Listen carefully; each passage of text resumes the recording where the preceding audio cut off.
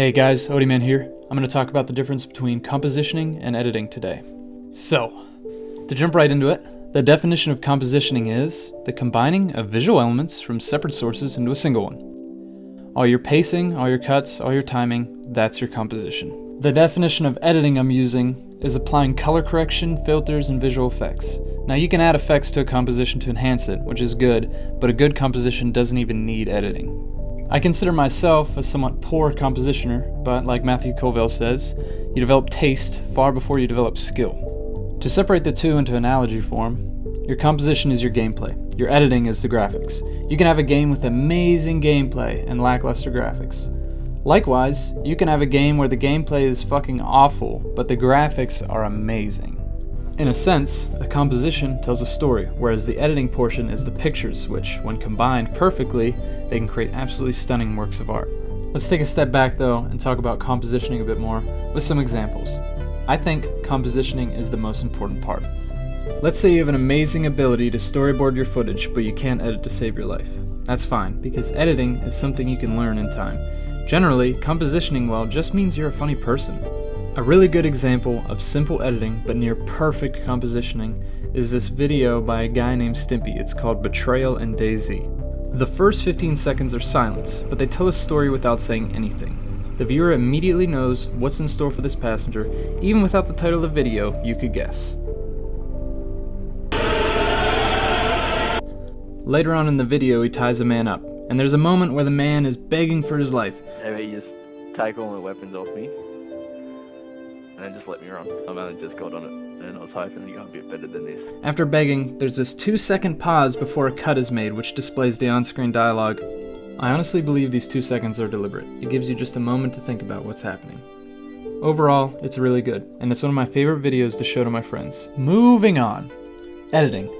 Most people won't get far unless they know how to edit at least a little bit. Now, I've been messing around with After Effects for years. I know the UI pretty well, and I understand what most of the effects do, but I would only consider myself in between a beginner and intermediate. There are some people who create magic with After Effects, truly stunning creations that would take me hours to even attempt to recreate. A good example of a great editor, whoa now, I'm not saying he's a bad compositioner, I'm just saying he's a great editor, let's not jump to conclusions here, is Serge. Serge, like Stimpy, records a lot of Rust, so it wasn't hard for me to find him. His intros are amazing. I remember watching one of Serge's intros, for the first time thinking, okay, this guy, he probably commissions his intros or commissioned this specific one, and it's just the same one every time, and it's pretty common to see that on YouTube. However, this guy creates a new intro every time, and they are always amazing. Let me be the first to tell you, I hate long intros. I think I'm going to start with a more, 5 to 15 second intro formula for my own videos from now on, edging closer to the 5-second mark. But never mind that. Look at this intro and tell me it doesn't give you goosebumps.